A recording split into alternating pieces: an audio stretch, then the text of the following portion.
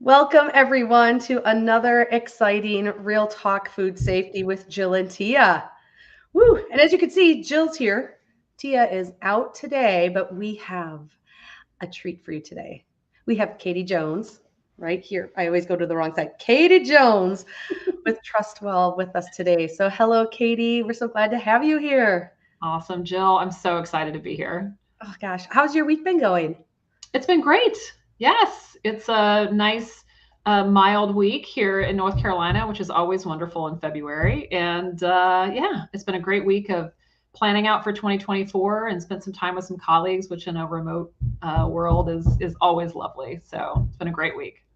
Human interaction. It's Yes, amazing what it exactly. can do. When you say it's mild there, here in Minnesota, it's mild as well. From the standpoint, like I think it was like 30 degrees this morning, Ah, okay. but we have no snow. I was talking to someone who lives in Oklahoma yesterday, and she'd been traveling. She'd been to out to Utah and in Kansas and somewhere else, and they all had snow, and we have no snow. Yeah. So I'm a little bummed, but We don't, yeah, it's a lot of ice mostly in North Carolina, which okay. which we don't know how to drive in. So I'm very pleased with the mild weather, and that's like more like upper 50s, 60s for us in February, which has been nice. Which is awesome. Yes. So, well, good. Well, and of course, if you are joining us today, we would love to know where you're joining us from and like how's the weather? What's happening? So feel free to use the comments because we love to see who's here. We love to hear from you. And of course, have you join in this conversation today with your thoughts, your questions, feedback.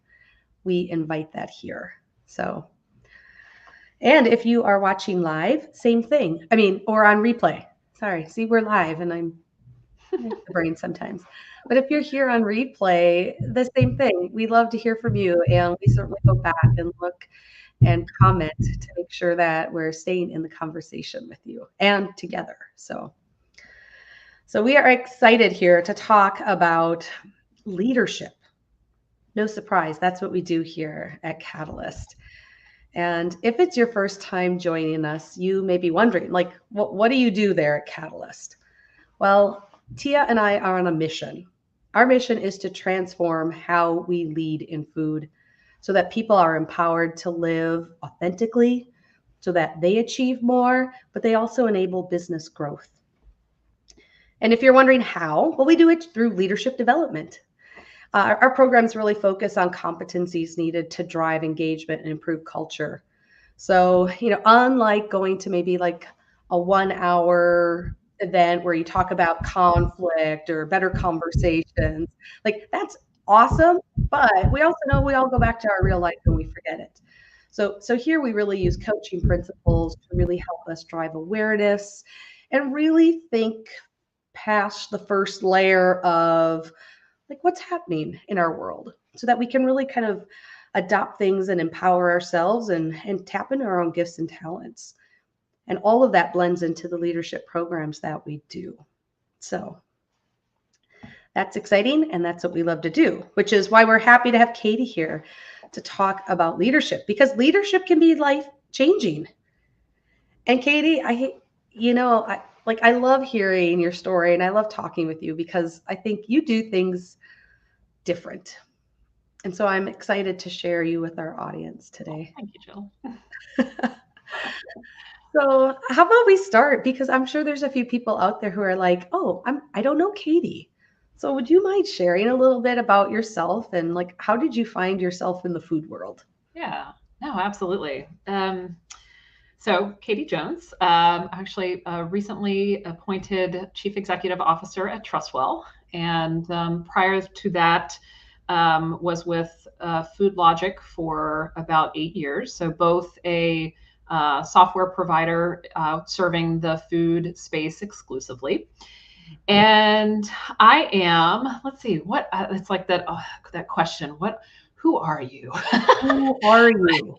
I um I am a wife, a mother, a friend to many, I believe. I like to say I'm a recovering perfectionist because, and we can talk about this a little bit later, that, I think perfectionism is actually a barrier to leadership and to advancement in your career. And so we can dive into that one in a little while. But my trajectory in my career, I am a UNC Tar Heel, so I'm a UNC Chapel Hill graduate and with a degree in journalism. And I started my career in marketing and PR with an agency. And I was able to get a variety of different industries and experiences, and then made my way into nonprofit government, predominantly always in safety, which is really interesting. So I spent a good amount of my career in transportation safety, specifically in pedestrian and bicycle safety, and then kind of pivoted into health and safety, and then cancer research. And in that time period, I spent about a year or two at a consulting firm based in Durham, North Carolina, named Clarkson Consulting. And they had what they referred to as an adjacency, a company, an idea. The CEO of Clarkson, Tom Finnegan, he's a serial entrepreneur. He was always having these ideas. And in 2006, he had this idea to create a software that would solve issues with traceability. And in 2006, there was also the E. coli outbreak in spinach and I think it's jalapeno peppers. So there was this kind of catalyst for an idea that said, and he said, hey, this doesn't live in a consulting firm. And they founded Food Logic. And I spent some years at that consulting firm. And in 2015, he approached me about being marketing hire number 1 at Food Logic. And it was an amazing opportunity to pivot into technology and to pivot into an industry that was deeply personal for me. Because a few years prior, my oldest son, who was 4 at the time and is now 16, was diagnosed with a life-threatening tree nut allergy. He bit into a Sunday afternoon. He bit into a cookie that had a pecan in it, and immediately broke out into hives. And doctor's visits, many things later. Obviously, was diagnosed and is allergic to many different types of nuts. And so we've navigated that. Obviously, what we do, and we're doing at Food Logic in terms of food safety, supplier transparency, traceability, and recall, deeply personal to me, and was really centered on our why. And so that was like my entry into food, both personal because I have and live with, as a mother of a son who has a tree nut allergy, and then the opportunity to pivot into just an amazing, I think, time period in the food industry right now where there is so much technology adoption and we're seeing it more and more.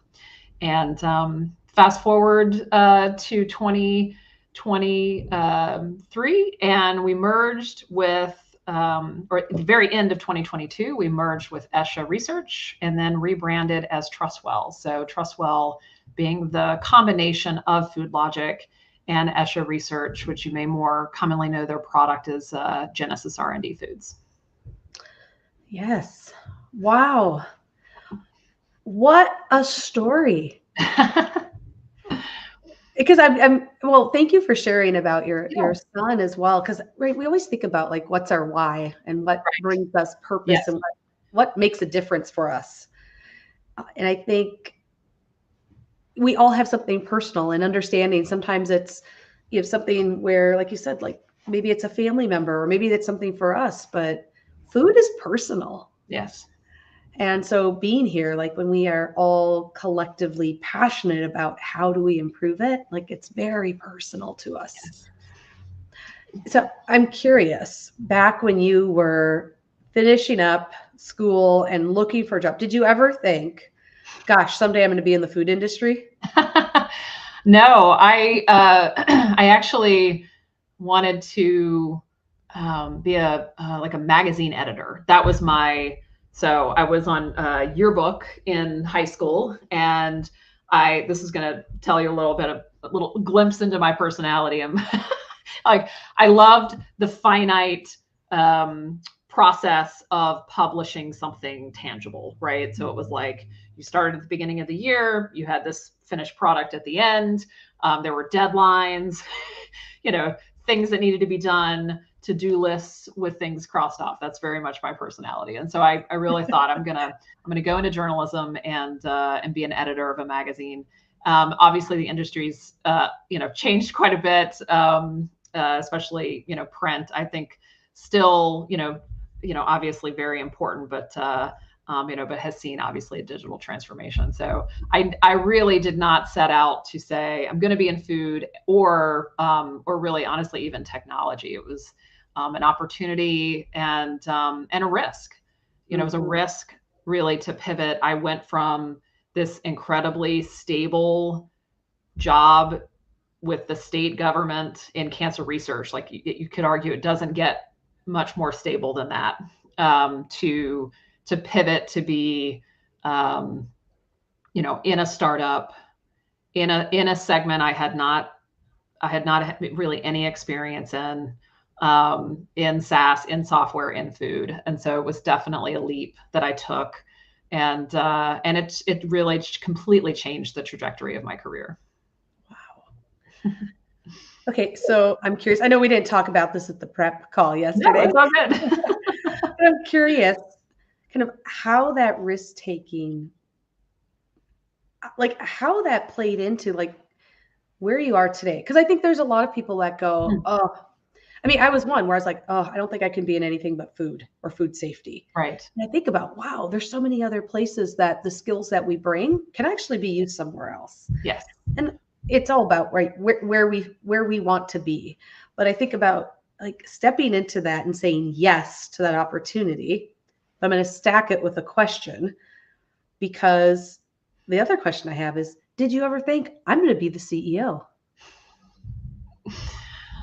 Great question. I think in the immediate pivot, and I starting as our CMO, I didn't at that time. I think as we started to grow, as we raised, going through fundraising and going through that process, and then working very closely with our board, certainly starting to see and have that target and have that that aspiration to lead the company. And I think that I was and especially in a startup world, you do everything and whatever it takes to really move forward. And so I think that's when I think about taking that risk, especially in any kind of, at the time being a startup, that you have to have that kind of entrepreneur, whatever it takes kind of attitude, and balancing that with your own mental health and making sure that you're taking care of yourself, obviously. But because I think there is this really toxic, like hustle type culture, right, that we need to kind of take a check on and make sure that that we are taking care of each other and ourselves as well. But I certainly just cared so deeply about the company. I cared so deeply about our customers and customers that we still have, that I'm still working with, nearly 9 years later, which is amazing.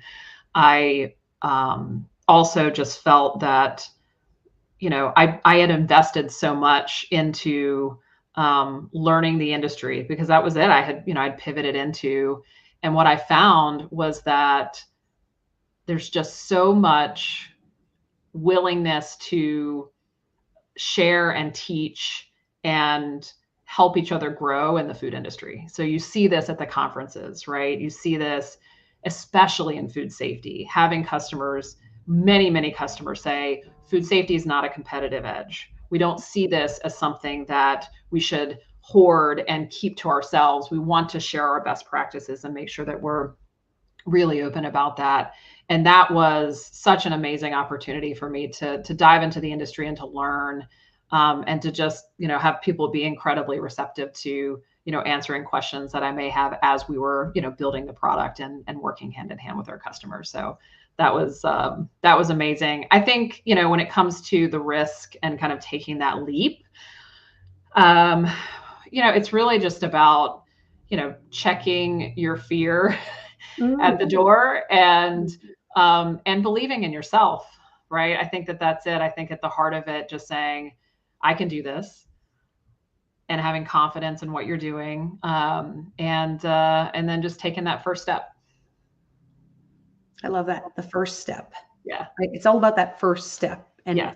that confident, the faith that it will be okay. Yes.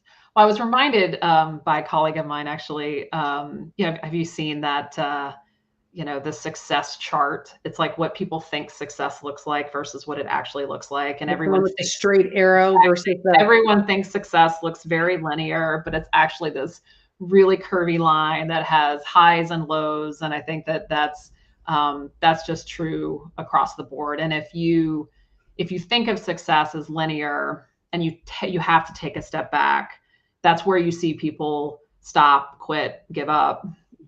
And so, but if you look at success as this evolution, and that, as long as you are moving forward, even though it may not be at the same pace every single day, that just keep going. And I think that's it for me. Just keep going, and then just have faith as well. I like that. Keep going. Nice. I think that could be a whole nother show about success and Sure. defining success.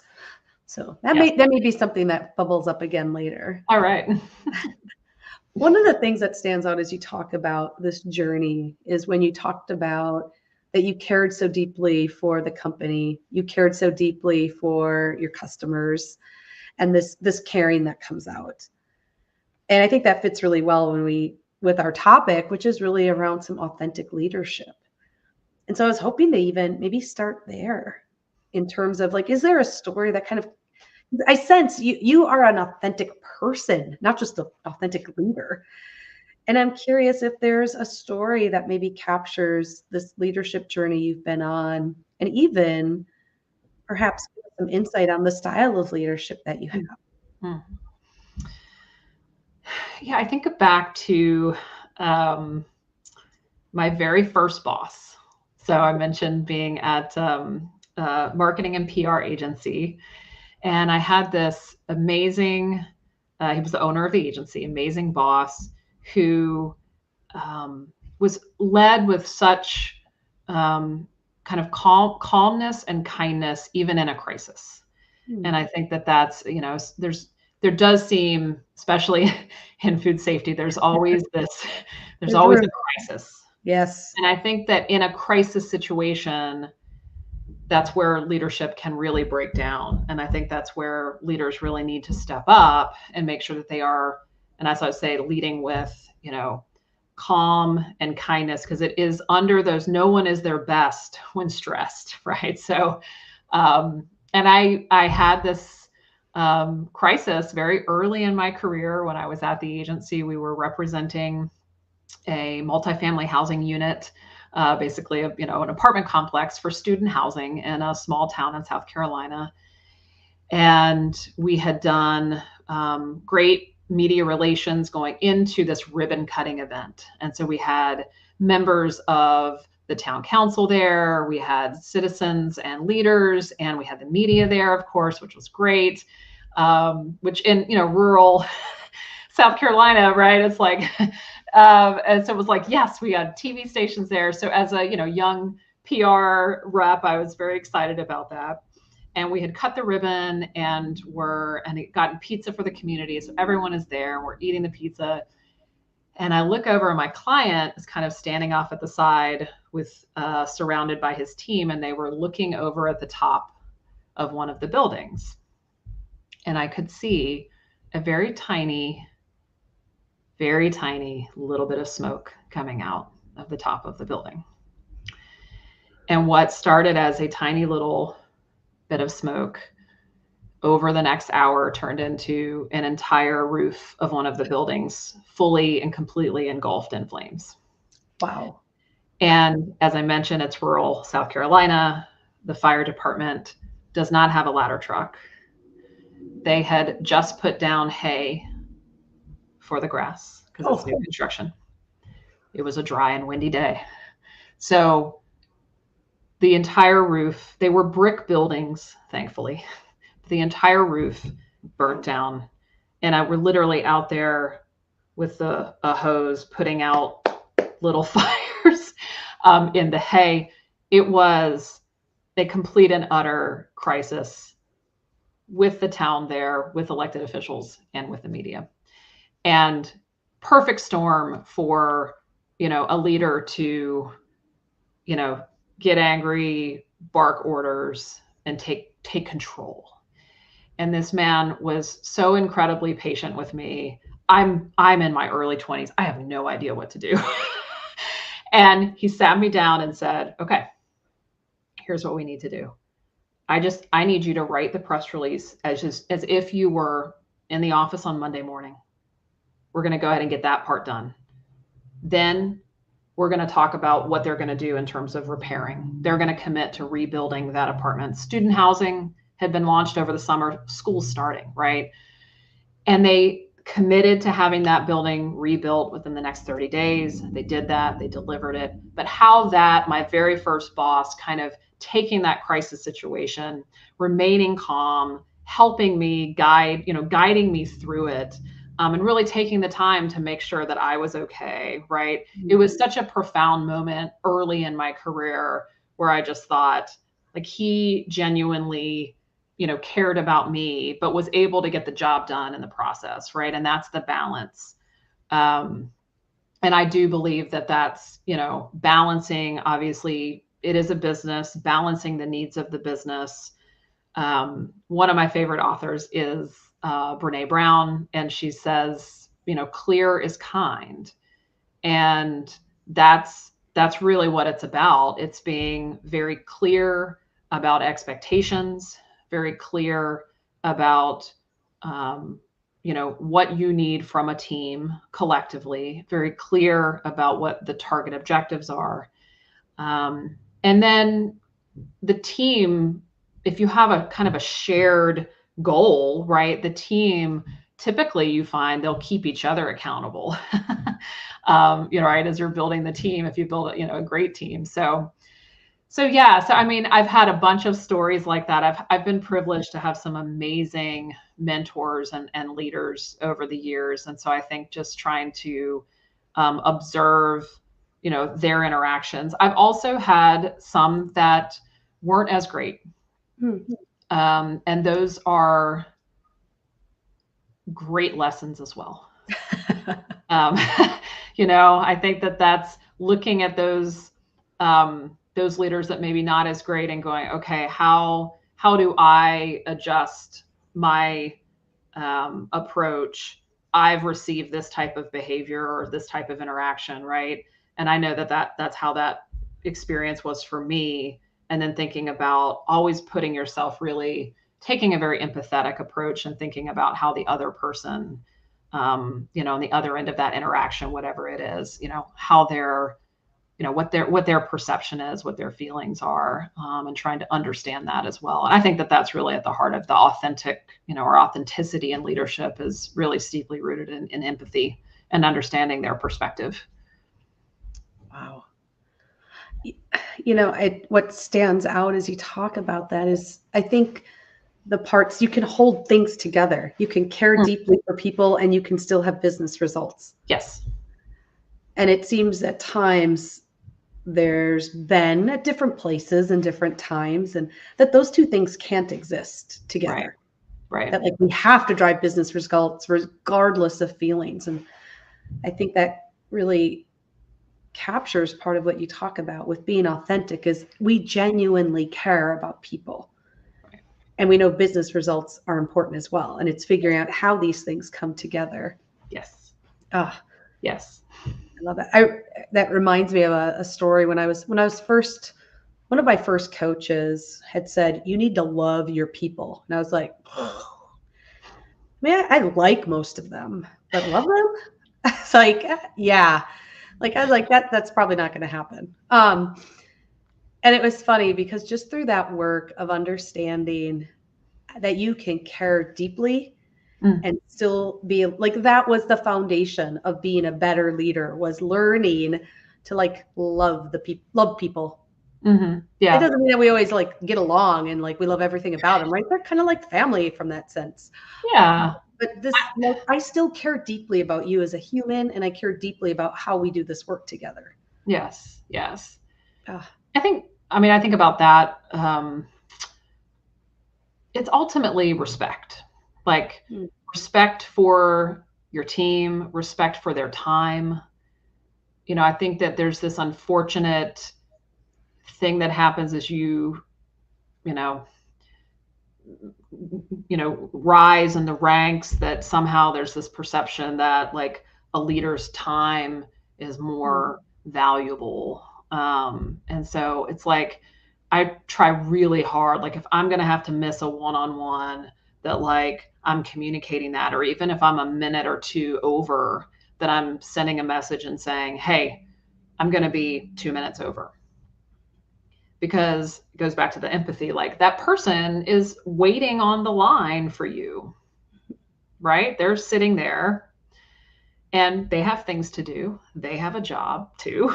Everyone Mhm. does, right? Like, and so just making sure that you just think about that. And that to me just comes down to respect for the individual, and respect for, for the individuals that you have the opportunity to lead.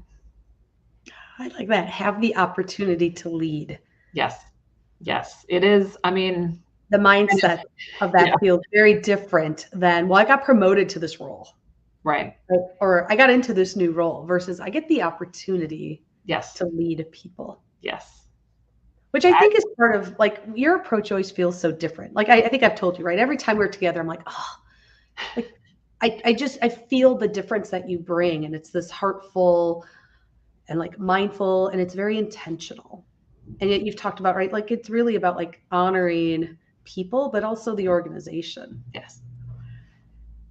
And once again, I know that's not always at the core of all organizations because they're all set up different with different missions, different values, and all of that works.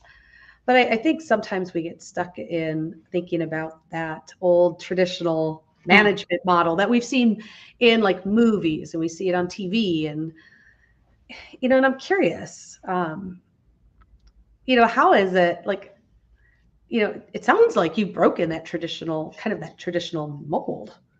Do you feel like that? um, I think I am excited that I see that changing, right? So I see Mhm. that we talk about, I see more and more information out there about, like servant-based leadership, which is a bit, I fully subscribe to that. And I was talking earlier this week about the book, um, Leaders Eat Last, like, right, just making sure that like the team, it's not about you, it's about your team, right? When you think about traditional leaders, or I certainly think about this very like kind of rigid, hierarchical, kind of command and control type approach, and that is like um, that is not the way that I lead. And so, I mean, ultimately, I see leaders as, and especially, in my role, ultimately accountable to everything. So me Mhm. owning that accountability, but that you can lead with empathy and vulnerability while still being very firm and clear on expectations. So going back to that, clear is kind, like Mhm. being really clear and open about what is expected of the team, so that there aren't any questions. And to say that, you lead with authenticity and, empathy does not mean that you're not going to have issues. You're going to have issues. You're going to have performance issues, things that you need to address, members of the team that may not be, a cultural fit. But if those expectations are clearly set, the metrics are in place, and those are not being hit, you can address that as a leader. But if they're unclear, and teams are confused and they're not sure in the right direction, or which direction, or they're all headed in different directions, Mhm. that's where, it becomes very subjective, very unclear, and then it's difficult. And that's where I think you see just do what I tell you to do kind of approach, right? Because you haven't actually taken the time to lead. Then you're just kind of managing, right? Which I think there's a big difference between those two things. Absolutely. Yeah. Yeah. And I love how, because, right, once again, that these two things can be held together. We can be deeply caring and we can have business results. Yes. And I think part of that stems from the whole, like, industrial revolution of, like, getting widgets out, and how do we make sure everybody's almost like robots to be able to get things done. Sure. And I think it's nice to see this cycle coming back. We're like, we were never intended to be robots. We can still do a lot of work, but we also need to have the humanity in the workplace to recognize what we all bring. Right. I love that. So, even as you kind of talked about your journey and how you've changed roles and different at different companies as well. Even since you've been in leadership, which I always say leadership even starts when you're not in a direct reports, right? Even your first job, right? You're still leading in some way, whether you know it or not. Right. So I'm curious, as you've gone through this part of your career, like what do you see has been the biggest shift, and maybe like how you've led in your leadership approach? So I mentioned earlier about being a recovering perfectionist. You did happen to mention that came out in the beginning of my leadership and leadership style, is thinking I had to have it all figured out, that I had to have all the answers, and that my team expected me to have all of the answers. And so I think, taking a step back and really like challenging that and going, well, if I have all the answers, then you don't need a team, right? It's like, and the incredible value that comes with diversity of thought.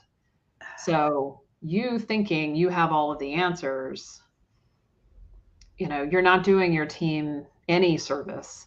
If you're just prescribing to them what they should do, they're not going to grow.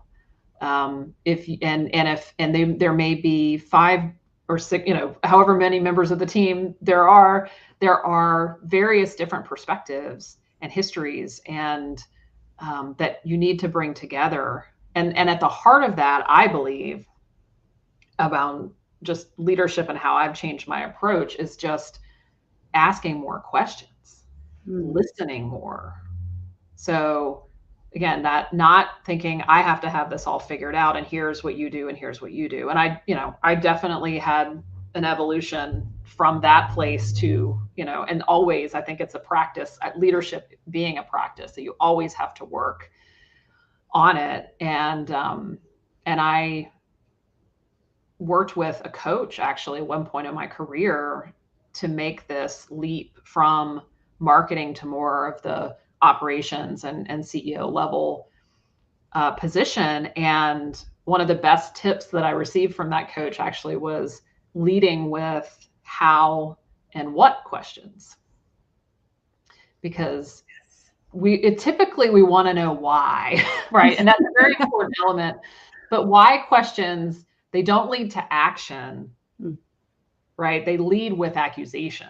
Like the why question is, you just immediately feel on defense. So if you're really trying to unpack what's going on, leading with how and what questions, and you'll just get such better answers, and such, I think, more authentic answers, because that why question inevitably is going to get, a more defensive reaction typically.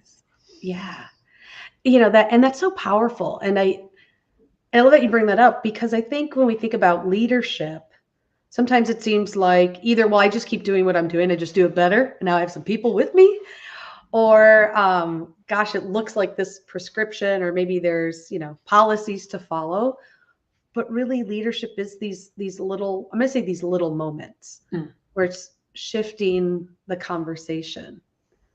And I love that example, because we use that a lot, where I talk about right? We're out and we have to investigate, we're doing root cause analysis or, Right. starting a PAPA to figure out what's going on. And one of the first things we do is like, why did this happen? Yes.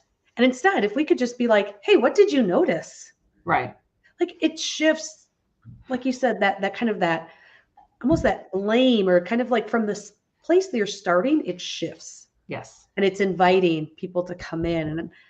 And that's what leaders do. Like, how do we help people really unleash their own talents? Because Yes, the exactly. power of everybody around us is bigger than just us. Yes. And how do we do that?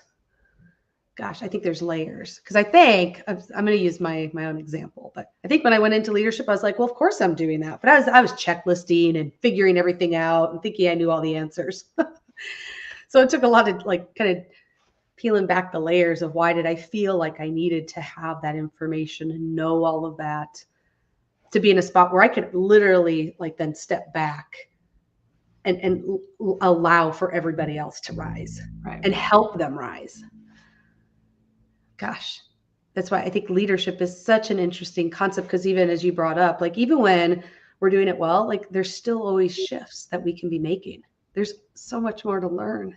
Yeah. The entire, I mean, just, post-COVID world and how to shift leadership approach virtually, that's been Ooh. very, for me personally, it's been challenging. I've had to really increase one-on-ones, check-ins, on, a more regular basis. And whenever I can, just saying, hey, if we're, physically in the same state and have the opportunity to say, hey, you want to grab a cup of coffee. And that's also somewhat selfish because I do work 100% remote, but I do like human interaction.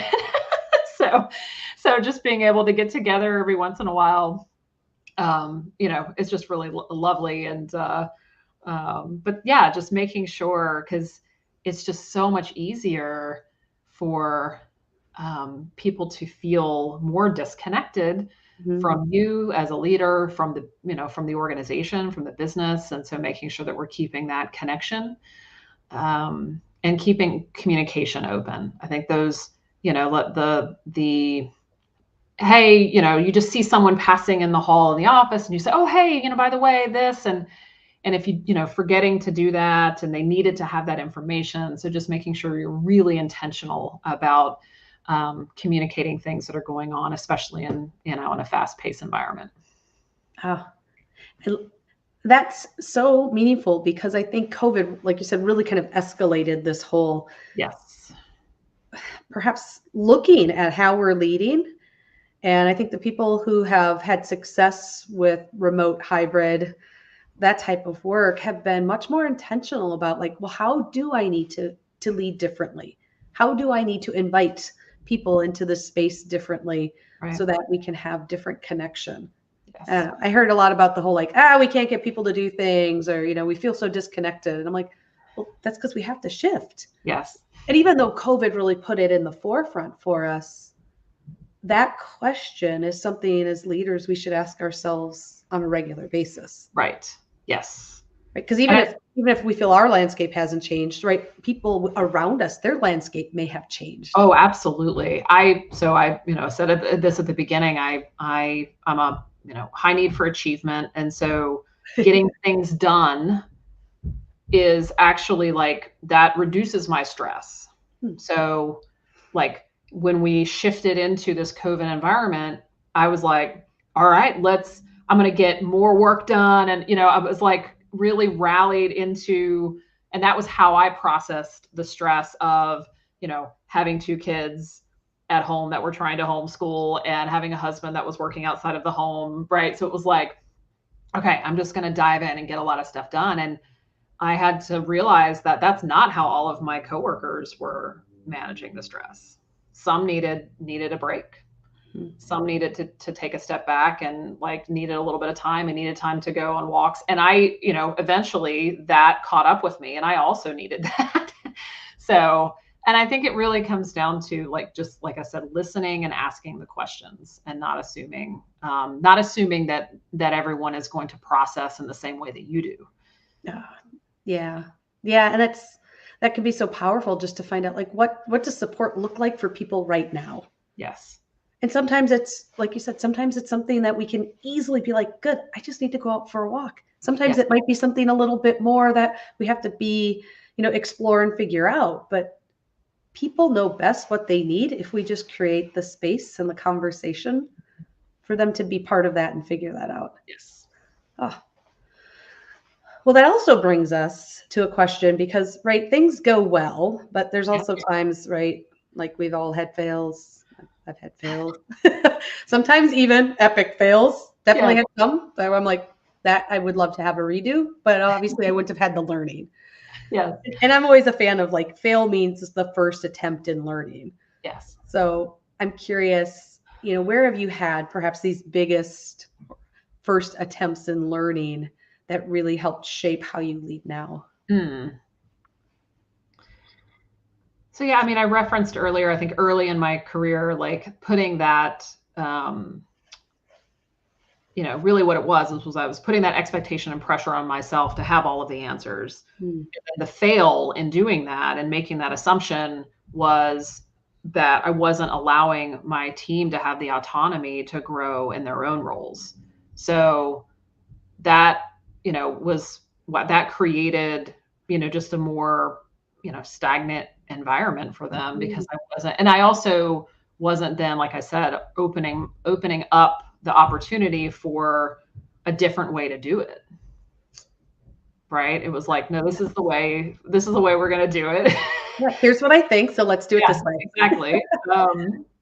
And that I really had to work really, really hard. And it's about control, obviously, as you're, managing a process or, a team, it's about control.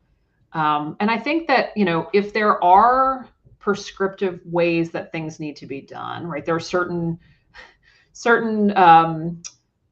practices, right? Certain ways that, an audit has to be done this Yeah. way, right? And so there's PPPs a have certain to be framework, measured this right? way. Yeah. Exactly. Just explaining the why behind it, I think is critical, right? So if there is a way, but I, in this particular, example in my, early in my career, managing a team, at the agency and, specifically within like kind of the marketing teams, saying, okay, this is how we're going to do this. It just didn't allow for those teams to, have their own ideas and bring those forward, and really working hard to make sure that I was stepping back really and letting the team, that is the sweet spot, is to hire really talented people and then get out of their way. Right? Let them do their thing, right? And when you don't do that, if you hire top talent and then try to be incredibly prescriptive about, how they're doing it and exactly what they're doing it, they won't stay. It's a fail. Yeah. Well, and especially when we're at this space where we're, food safety culture keeps bubbling up, and organizational culture and engagement and empowerment. And that links so directly to that. Right. Because people, right, we all have creative bones in us, and we have ideas. And I Yes. think, like you said, we all have these different experiences, and that is so valuable. Nobody has ever walked in our shoes. So that what each individual brings is incredible. And as leaders, our role is to bring that out. Yes. And so if we think, gosh, our engagement hasn't gone up, and right, 80% of people are not engaged. So there are people on your team that are not engaged. Right. Right. And thinking like, how do you help provide some support and guidance, but also step back? Because I think that's another spot where I've seen people who are like, well, I'm just going to dump this project on someone. And now, right, they get to make decisions and run with the project. And I always caution them to do it in a responsible way. Mm. Because empowering someone doesn't mean I just like dump and run, but there is more to that. Right. So, but really that part of like helping them step into that. Yes. Yeah. Oh. Well, and along that lines, here at Catalyst, like we feel in the food and beverage industry that we're kind of at this mission critical state when it comes to investing in leadership. Part of it's because, Baby boomers are exiting, 10,000 baby boomers a day are reaching retirement age. Right. We know employee needs, they're constantly changing. People aren't just showing up like, hey, it's great, I just get a paycheck. Right. That's not what a lot of people are looking for anymore, right? They want to feel valued, they want to feel respected. And I'm always caught by earlier, well, actually last year, the World Economic Forum had reported that 44% of people's core skills are expected to change within the next 5 years. Wow. It's incredible. And it's not just all like moving from where we are today to things that are like AI enabled or tech enabled. Yes, those are on there, but it's a lot of human skills. Right. But yet we still see leadership development that's, maybe not deprioritized, or still more like manager leader style workshops, or just other approaches that maybe aren't moving the needle as much. Right. So of course, with your experience, I'm curious, like, what do you see as the path forward as we think about preparing, even our current leaders who need to retool for like what's coming in the next 5 years, to support the workforce that's coming in, but also then as we start thinking about like how do we help support some of these the younger generations coming in so that they're ready to step into these leadership roles and to together, right, do more. Yeah. Yeah, I think, you often see, to your point, that leadership development is either an afterthought, or worse, like in response to something that has happened that wasn't, maybe ideal for the organization. And so I think thinking about how, as an organization, you can, invest in leadership development, and then I think, for individuals that are looking out ahead in their career, I think I can't underestimate the importance of finding a really great mentor that is, maybe at the position or level per se that you aspire to, and understanding kind of the path forward and what steps that you may need to take to kind of get to that place so that they can help you. And then, I firmly believe that, no one progresses forward in their career completely on their own. Mm. Every single person has someone many people that gave them an opportunity, gave them counsel, gave them guidance. And I think that when you receive that, you have a responsibility to pay it forward. And so as you progress in your career and you think out over the next 5 years, working to bring others with you as you progress. So looking for opportunities for individuals on your team to advance in their career. Your role as a leader is to make sure that you have an understanding of their growth projection and their growth plans as well, and working them towards that and helping them.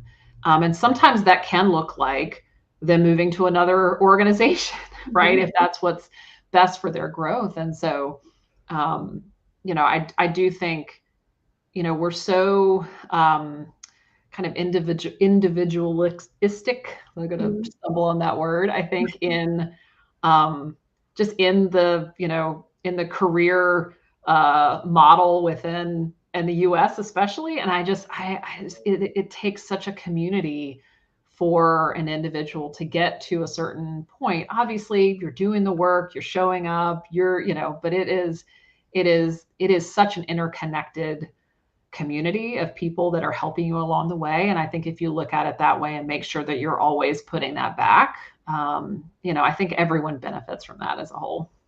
Oh, yeah. There are so many nuggets of good stuff in there. But, I think part of it I like is we know organizationally, like when we say it's like them, right? There's always, there's never enough time, there's never enough money.